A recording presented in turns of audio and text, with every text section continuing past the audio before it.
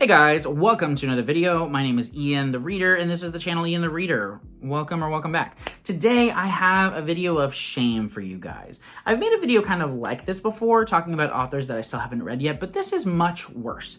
Because in this video I'm going to be talking about the authors that I own 3 or more books from, but have yet to read any of their books. Like, there's no excuse for that. Not only, like, buying one book by an author is fine. You know, you want to try them out. You've heard of a book. It sounds good. You pick it up.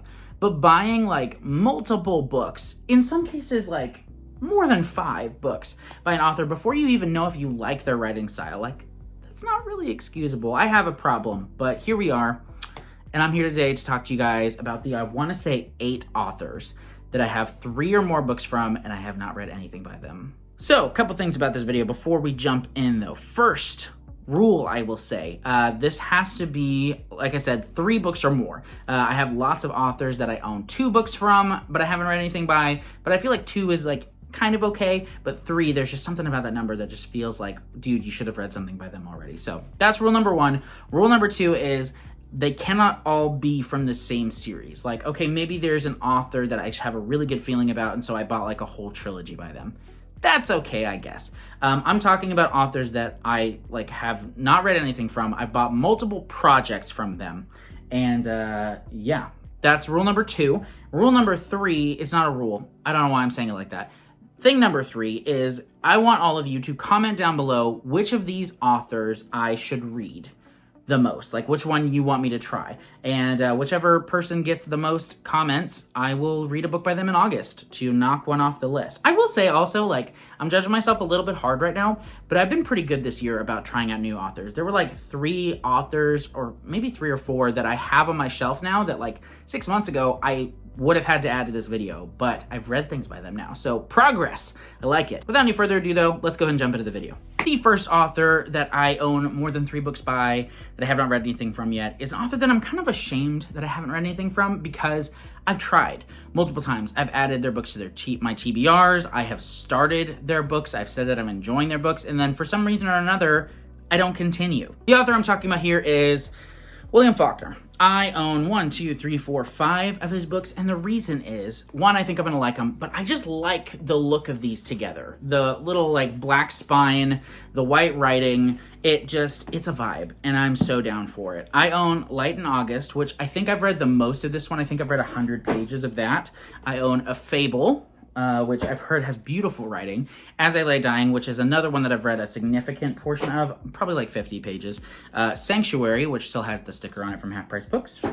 And Absalom, which I've heard is quite challenging, but quite rewarding as well. So yeah, this is an author that intimidates me, but I do want to read them. So maybe if you guys want me to read this one, let me know, because if so, I'll read Light in August and it will just make sense. But you don't have to pick them. Pick whoever you want. The second author on my list of shame is Bernard Cornwell. I don't know how to say it. Yeah, this is an author who writes like fantasy-esque historical fiction. So I believe most of what he writes is technically historical fiction, but it's very medieval.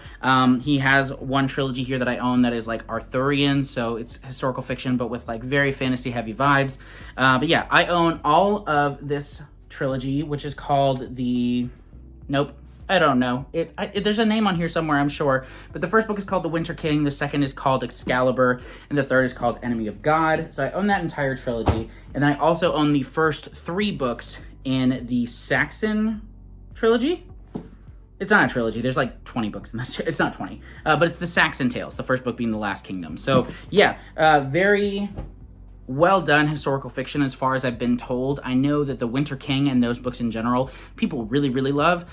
So I definitely want to give these a try. He's also written a handful of other standalones and like shorter series, and then he's written the Sharps something books that also have like 1 billion books. So a lot to read there. So the fact that I have 6 maybe isn't so bad, because he has like a ton of books, but I still own 6 books by this guy and I haven't read any. So yeah, ashamed.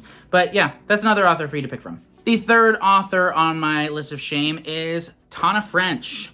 I own 3 books by this author as well. 2 books are in the Dublin Murder Squad series. So we've got In the Woods and The Likeness, which are the first 2 books. And then the third book is The Searcher, which just had a sequel come out, I believe, called The Hunter. So yeah, these are very literary mystery books as far as I've been told. In the Woods I've actually tried to read before, but it was like a decade ago, and I just don't think I was into that kind of book at the time. Now I definitely am. So I have a feeling like that I'm really gonna love her books. I just haven't gotten around to them. So the Dublin Murder Squad, I believe, has like 6 books. And what's interesting about these is it follows like the Dublin Murder Squad, but each book has a different main character. And I believe the main character from like the following book is like somewhat of a side character in the previous book. So it kind of does an interesting thing with that I think sounds really cool. But yeah, I haven't read anything by her, obviously, and I would like to as well. Like, I want to read all of these. That's why I own their books, but what are you gonna do? There's only so much time in the day. Author number 4, we have Jonathan Franzen. So I've tried to read his books before as well, particularly The Corrections. I've tried to read this a couple times, and I do think that I'm really gonna like it, and it's gonna be quite impactful when I do finally read it. It's not super easy to get into for me personally. I don't know what it is about it, but it is. It follows a family that is rather dysfunctional, all full of anxiety, just trying to gather for a holiday, and all of the personal problems and selfishness and whatnot that ensues from that. So that's the first book that I ever got by him. I also have Crossroads, which is his newest book, and it's supposed to be a trilogy. The second book hasn't been announced yet, as far as I know, but this one has gotten quite a bit of praise as well, and I actually really want to read this one. I picked it up pretty recently, and it just sounds really good. It follows a family throughout like multiple generations, which I love multi-generational family stories. It's like my whole bread and butter, man. So yeah, would love to read Crossings as well. And then the third book is a collection of essays, actually, which is called The End of the Earth, which this is a sick cover. But I'm nervous about this. I feel like it's gonna be like about environmentalism, and it's just gonna make me sad. But I'd like to read it, so there you go. Next is an author that I really should have read by now, especially as an English major, but I haven't. And that is Fyoder Dostoyevsky. That's probably how you say his name, or maybe not. The 3 books I own by this guy are The Brothers Karamazov, Notes from the Underground, and The Idiot. And I think I have Crime and Punishment around here somewhere.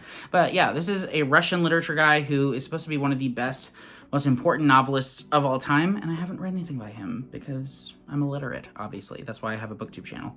Yeah, so I'd like to read some of his books as well.